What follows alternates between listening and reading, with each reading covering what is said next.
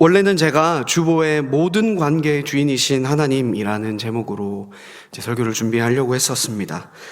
근데 본문을 준비하고 또 읽는데 여러 목사님들의 설교도 사실 보고 하는 가운데 절대로 쉬운 내용이 아님을 알게 됐습니다. 그러다가 앞서 말씀드린 것처럼 21절까지의 말씀만 준비하게 됐는데요.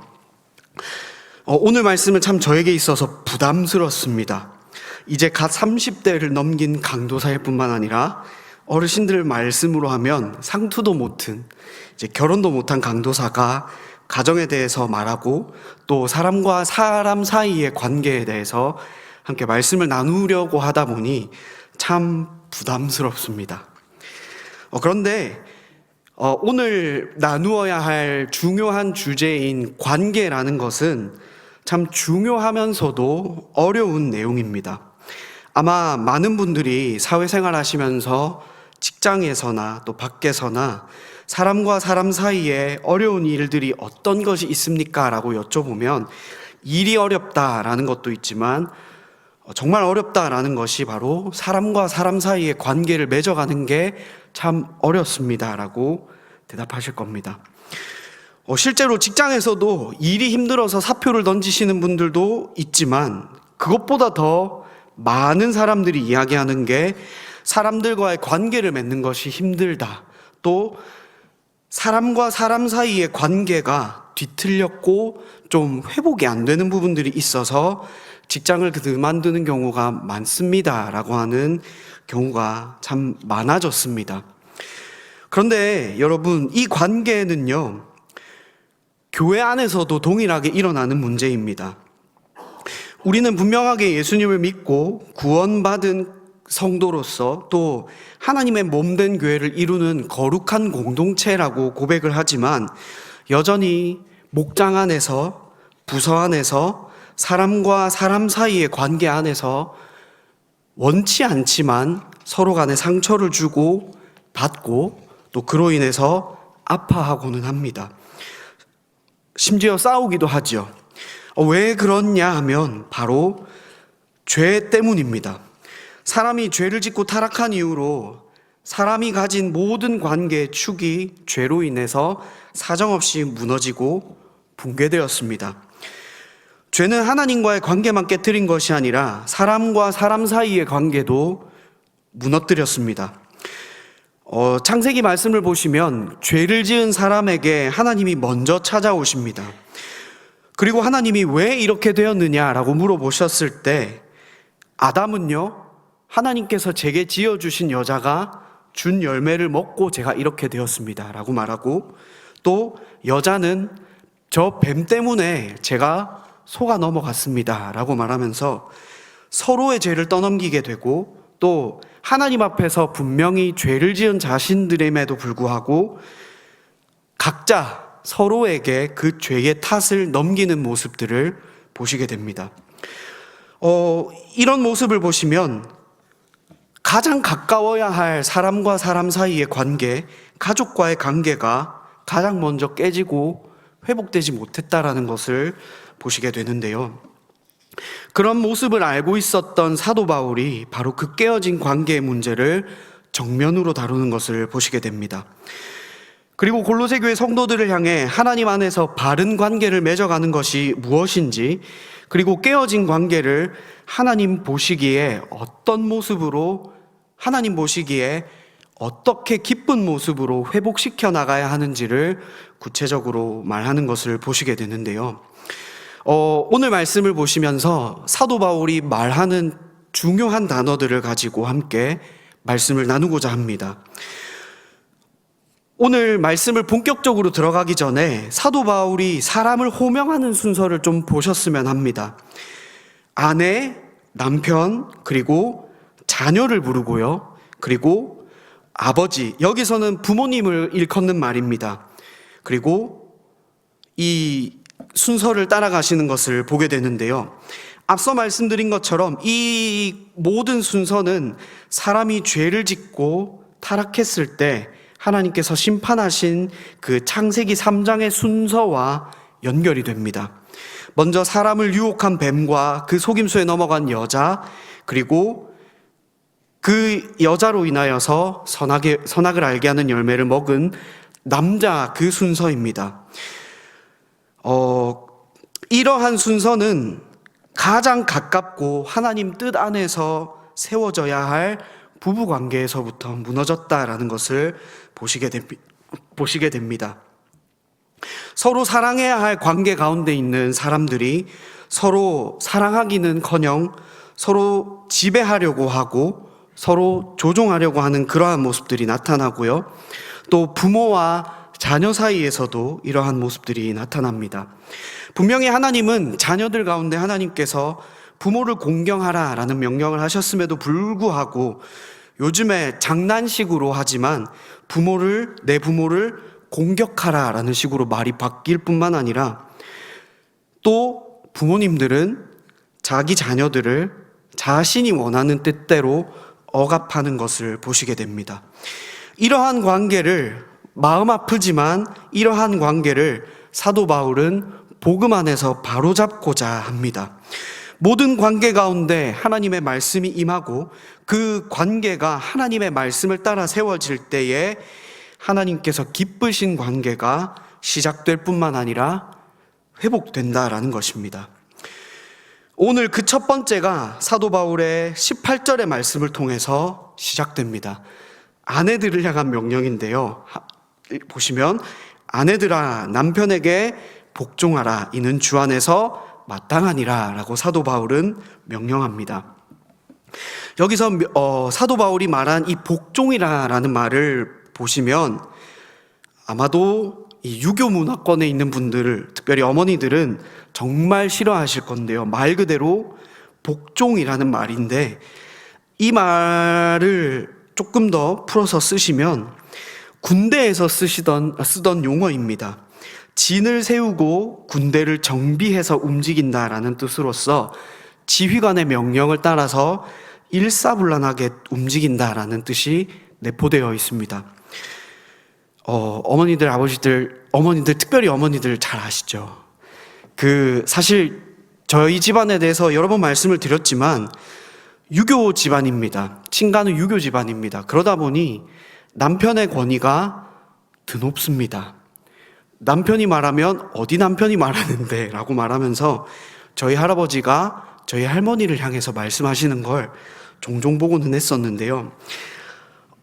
그런데 사도 바울이 여기서 말하는 이 복종하다라는 말의 의미는 아내가 남편보다 신분적으로 열등하다라는 의미가 있는 뜻이 아닙니다. 그러면 남편의 말에 억지로 굴복하고 그 말에 목숨을 걸고 명령을 따라야 한다라는 의미가 아니죠. 바로 사도 바울이 말하는 본래의 의미는 하나님께서 세우신 가정의 질서와 그 권위 아래에 자발적으로 자신의 뜻을 내려놓고 순종한다라는 의미가 담겨 있습니다. 실제로 예수님께서도 이 말씀에 대해서 본이 보이신 것이 누가복음의 말씀을 보시면 육신의 부모님들인 요셉과 마리아에게 철저히 복종하셨다라는 말로써 예수님께서 이 단어를 쓰셨습니다. 그런데 사도 바울은 조금 지금 우리가 살아가는 시대와 상관없는 이상한 말처럼 보이지만 이것이 하나님 안에서 마땅하다라고 말합니다. 옳다라고 말하는 것입니다. 이것은 우리 주인이신 예수님을 인정하기에, 믿고 고백하기에 우리가 당연하게 인정하고 하나님께서 허락하신 그 권위 안에 순종한다라는 뜻이 담겨 있습니다. 동시에 사도 바울은 아내들만 명령하지 않습니다. 남편들을 향하여서도 명령하는데요. 이 명령은 당시 사도 바울이 성경을 기록한 문화에서는 상상할 수 없는 말이라고 합니다. 바로 오늘 말씀을 보시면 19절의 말씀을 보시면 아내를 사랑하고 또 괴롭게 하지 말라라고 사도 바울이 명령하는데요. 이 당시 로마는 우리가 상상하는 그 이상의 나라였습니다. 아내라는 존재는요, 남편의 재산이나 소유에 불과했었습니다.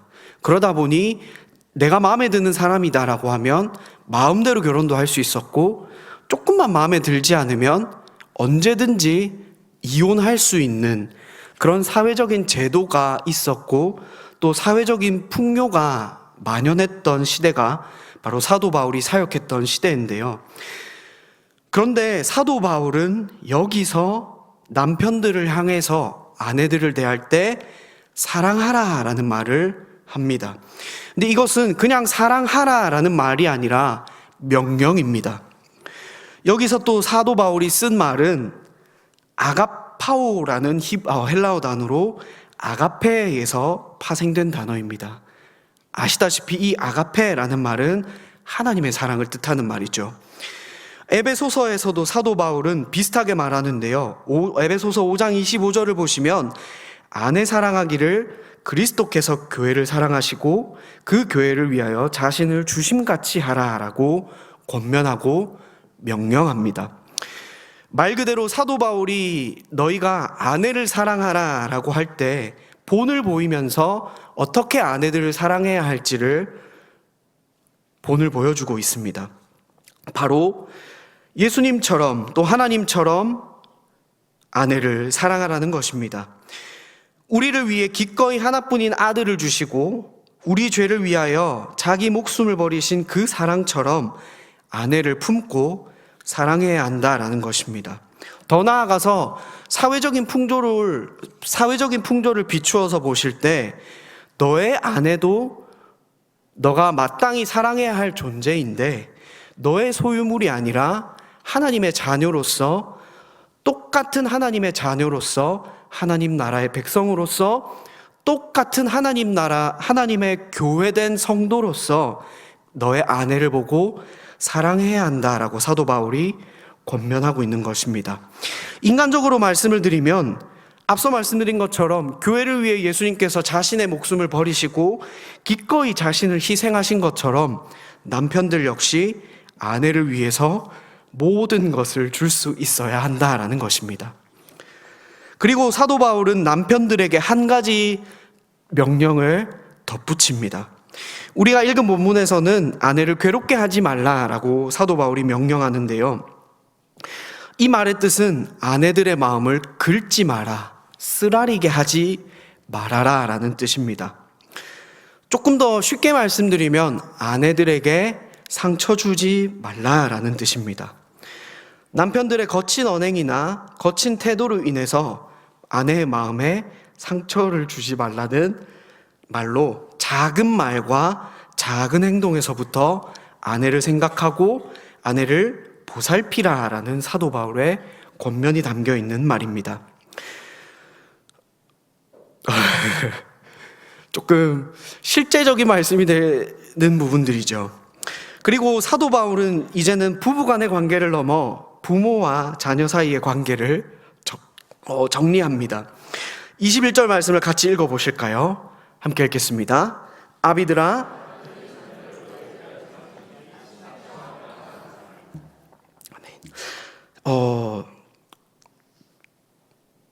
죄송합니다. 제가 순서를 잘못했네요. 20절의 말씀을 먼저 읽어야 되는데, 자녀들아 모든 일에 부모에게 순종하라라고 사도 바울은 명령합니다. 이것은 모든 면에서 부모에게 순종하라라는 사도 바울의 명령입니다. 제 얘기를 조금 말씀을 드리면 부모님에게 명령한다라는 것이 참 어렵습니다.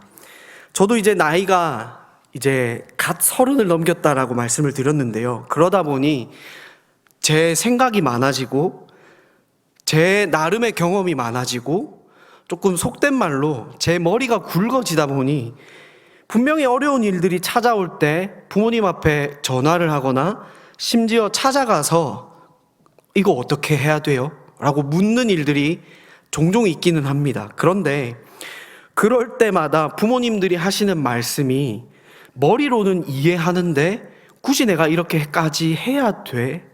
내가 왜 이렇게 해야 돼? 라는 반응이 저도 모르게 튀어나올 때가 있습니다. 그러다 보면 원치 않게 부모님과 싸우기도 하고요. 부모님과 다투고 일시적이지만 관계가 틀어집니다. 그런데 오늘 사도 바울은 그런 관계에 대해서 부모에게 순종하라라고 명령합니다.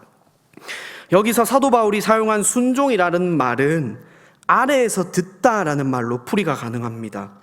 바로 하나님께서 세우신 부모라는 그 권위 아래 겸손하게 귀를 기울이고 경청하고 그 말의 뜻에 순종하라라는 뜻입니다. 여기서 우리는 십계명의 말씀을 생각해 보실 수 있습니다. 하나님은 이스라엘 백성들에게 5번째 계명으로 내 부모를 공경하라라고 명령하셨는데요. 이 5번째 계명은 부모님이라는 분의 존재와 부모님의 가르침을 가볍게 여기지 않고 그 말과 행동과 가르침에 무겁게 받아들여라라는 뜻을 가지고 있습니다.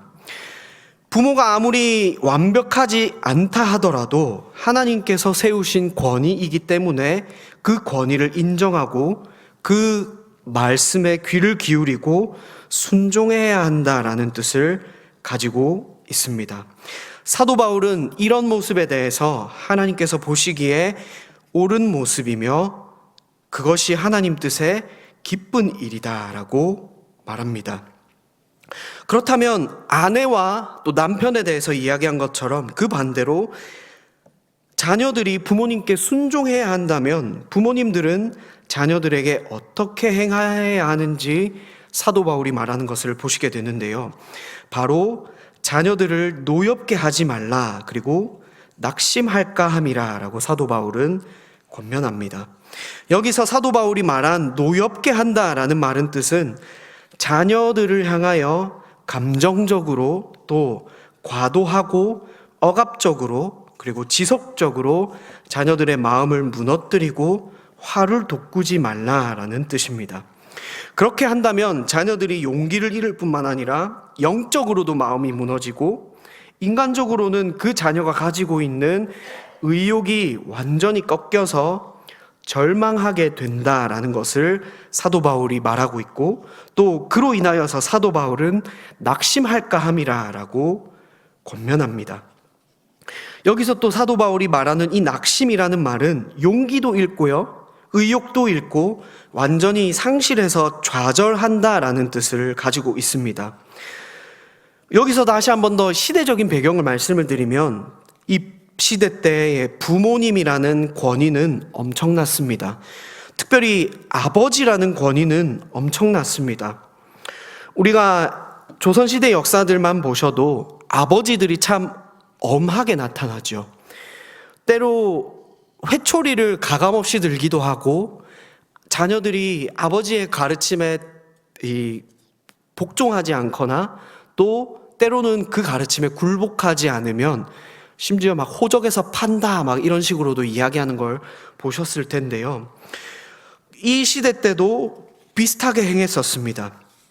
자녀가 부모를 따르지 않고 특별히 아버지의 말씀에 복종하지 않으면 노예처럼 그 신분을 격화시켜서 사고팔 수도 있었고, 실제로는 부모가 자녀를 합당한 이유가 있다라면 죽일 수도 있는 시대가 바로 사도 바울이 살던 시대였습니다.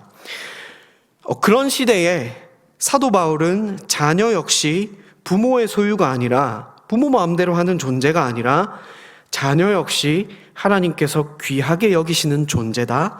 그리고 너도 하나님 앞에 귀한 백성일 뿐만 아니라 너의 자녀 역시 하나님 나라의 백성이며 너 역시, 자녀 역시 하나님의 나라를 유업으로 받을 존재라는 것을 의식하고 그 믿음을 가지고 자녀들을 대하고 가르치라라는 그 뜻이 담겨 있습니다. 그 시대의 문화나 시대 흐름과 전혀 다른 말로 복음으로써 그 가정의 관계와 그 과정에서 이루고 세워야 할 모습들을 사도 바울이 말하고 있는 것이죠. 부모들은 하나님께서 세우신 그 권위에 순종하듯이 부모님께 순종하고, 부모님들은 자녀들을 하나님 나라의 백성으로 양육하기 위해 하나님의 사랑으로 자녀들을 대하고 양육하고 품고 가르쳐야 한다라는 뜻이 담겨 있는 것입니다. 사도 바울의 명령과 또 권면을 보시면 각자의 위치에서 반드시 지켜야 할 모습들이고 덕목이라는 것을 보시게 됩니다. 앞서 말씀드린 것들이 하나님 안에서 잘 지켜진다면 하나님께서 기뻐하시고 하나님께서 들어쓰시는 그러한 가정이 된다라는 것입니다. 그런데 우리가 여기서 실제적인 가정만 생각한다라면 1차적인 모습입니다. 우리는 에베소서의 말씀과 에베소서 5장에 보시면 이와 비슷한 말씀이 있는데요. 에베소서 5장 32절 말씀을 보시면 사도 바울이 말하는 것을 보시면 내가 남편과 아내에 대해서 가정에 대해서만 말하는 것처럼 보이지만 그리스도와 교회에 대해서 이 부분을 조금 더 확장시킨다면 하나님과 모든 성도들의 관계를 말하고 있다라는 것을 보시게 됩니다. 그렇다면 우리가 한 걸음 더 나아가서 생각해야 할 부분은 우리는 그리스도의 신부라고 고백합니다. 또 예수님은 우리의 신랑이시고 남편이심을 고백합니다. 그렇다면 우리가 하나님의 신부이고 그리스도의 신부임을 믿는 우리가 하나님 안에서 지켜야 할 삶의 모습을 가정의 모습을 통하여 가정의 모습을 빌어 사도 바울이 가르치고 권면하고 명령하는 것을 보시게 됩니다. 하나님이 다스리심이 그 가정 안에 거하고 성도 안에 거하고 또 그 하나님의 뜻을 따라 살고 우리의 유일하시고 선하신 그 주님 또 하나님 신랑 되신 예수님의 뜻대로 하나님과의 바른 관계를 세워가고 맺어가야 한다라는 것을 사도 바울이 말하고 있는 것입니다. 말씀을 마무리하겠습니다.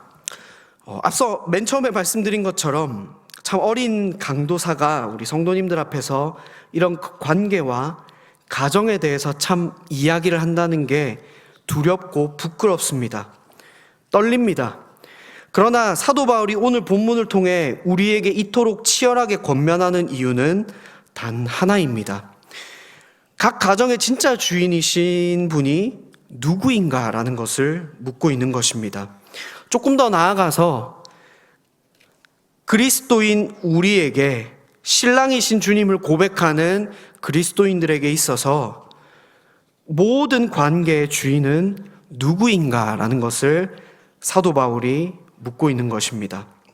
오늘 본문에서는 아내와 남편 그리고 자녀와 부모 관계에 대해서 말하고 있는데요. 그 공통적인 기준은 바로 하나님이십니다. 아내가 남편에게 복종하는 것은 남편이 완벽해서가 아니라 하나님께서 세우신 창조의 질서를 인정하기 때문입니다. 남편 역시 아내를 사랑하는 것이 감정에서 우러나오는 것도 있지만 나를 위해 목숨을 버리신 그 하나님의 사랑으로 아내를 사랑하고 품어야 한다라는 것을 사도 바울의 말씀을 통해서 보게 됩니다. 자녀 역시 하나님께서 세우신 권위 안에 부모님을 공경하고 사랑해야 하고 부모님 역시 자녀들을 바라볼 때 너 역시 하나님의 소유이고 하나님께서 내게 잠깐 맡기신 하나님 나라의 백성이며 너도 나와 함께 하나님 나라를 유업으로 받을 하나님 나라의 백성이며 하나님의 자녀야 라는 것을 기억해야 한다라는 것입니다. 또한 앞서 말씀드린 것처럼 우리는 그리스도의 신부로서 하나님의 신부로서 그 관계를 어떻게 세워나가야 하는지를 고민하고 묵상하며 하나님께서 베풀어 주시는 그 은혜를 따라 하나하나 행하며 살아야 한다라는 것을 사도 바울의 말씀을 통하여 보게 됩니다. 사랑하는 성도님들, 오늘 말씀을 보시면 이러한 관계들도 인간적인 관계들도 우리의 힘과 노력만으로는 이 관계를 온전하게 지켜나갈 수 없음을 보게 됩니다. 실제로 교회 안에 있는 가정들, 복음 안에 있는 가정들, 또 하나님을 고백하는 가정들이라 한다 하지만 이혼하는 가정들이 있고요. 별거하는 가정들을 참 많이 보게 됩니다. 그런데 그런 모습들을 보시면 서로가 안 맞아서 그런 것도 있지만 가장 대표적인 이유들이 내 뜻대로 가족을 바꾸려고 하고 상처를 주고 내 뜻대로 사람을 세우려고 하는 그런 모습들이 깔려 있음을 보게 됩니다. 그런데 오늘 사도 바울의 말을 통해서 보시면 우리 모든 가정의 관계는 하나님께서 베풀어 주시는 은혜에서 시작해야 합니다. 그리고 하나님 안에서만 온전히 이루어지고 세워질 수 있다는 것을 보시게 됩니다. 가정 안에서도 모든 관계와 시작과 끝이 하나님으로부터 시작되고 맺음이 될 때 하나님께서 기뻐하시는 가정이 되고 또 하나님께서 기뻐하시는 신부가 된다는 것입니다. 사랑하는 성도님들, 우리가 아직까지 이 뜻을 다 알 수는 없습니다. 그러나 우리가 하나님께서 베풀어 주신 가정 안에서 또 하나님과의 관계 안에서 하나님이 원하시는 그 뜻이 무엇인지를 더욱더 깊이 알아가기를 소망합니다. 그럴 때 하나님께서 모든 가정이 어떻게 하나님께서 세워져 가야 하는지, 하나님의 뜻이 무엇인지 베풀어 주시고 알게 하시고 그 뜻 가운데 세워져 가며 혹여 가족 사이의 관계가 무너져 있다 할지라도 하나님의 은혜 안에서 또 하나님의 뜻 안에서 회복되고 다시 세워지는 놀라운 은혜가 있기를 소망합니다. 기도하겠습니다.